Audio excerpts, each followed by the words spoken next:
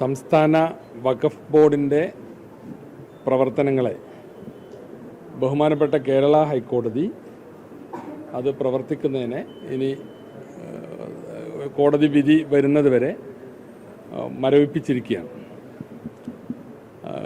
വഖഫ് board നിലവിലുള്ള വഖഫ് ബോർഡിനെതിരായി 4 ഹർജികൾ കോടതിയുടെ മുമ്പിലുണ്ടായിരുന്നു. 4 വ്യത്യസ്തമായ ഹർജികൾ.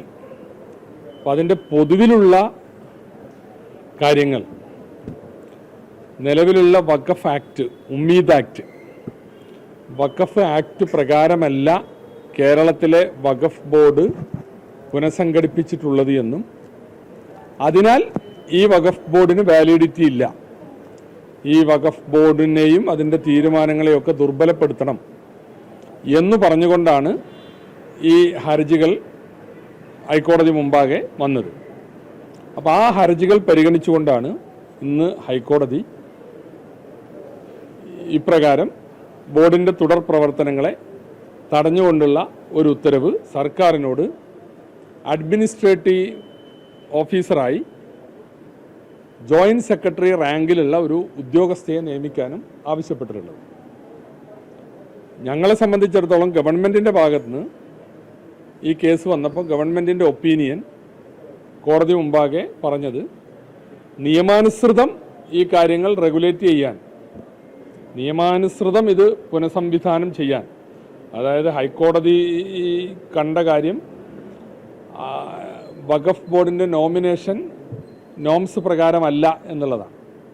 അപ്പോൾ നിയമാനുസൃതം നോംസ് പ്രകാരം ഈ വഖഫ് ബോർഡിലേക്ക് ഓരോരുത്തരെ അംഗങ്ങളെ നോമിനേറ്റ് ചെയ്യുന്നതിന് ചില മാനദണ്ഡങ്ങളുണ്ട്.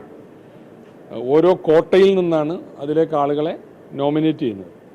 അപ്പോൾ അത് പ്രകാരമല്ല എന്നുള്ളതാണ് കഴിഞ്ഞ ഗവൺമെൻറ് പുനഃസംഘടിപ്പിച്ച വഖഫ് ബോർഡിനെ കുറിച്ചുള്ള ആക്ഷേപം.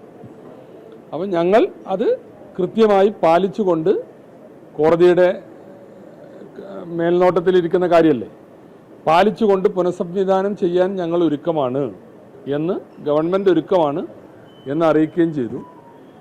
അപ്പോൾ ഈ ഒരു സാഹചര്യത്തിൽ ഇങ്ങനെയാണ് പറഞ്ഞിട്ടുള്ളത്.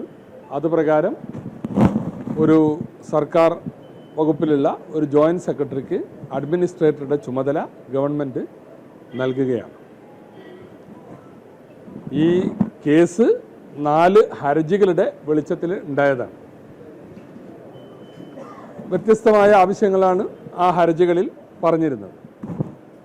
അപ്പോൾ അതെല്ലാം പരിഗണിച്ചുകൊണ്ടാണ് ഹൈക്കോടതി ഇപ്പോൾ നിലവിലുള്ള വഖഫ് ബോർഡിൻ്റെ പ്രവർത്തനങ്ങളെ സ്റ്റേ ചെയ്തിട്ടുള്ളത്.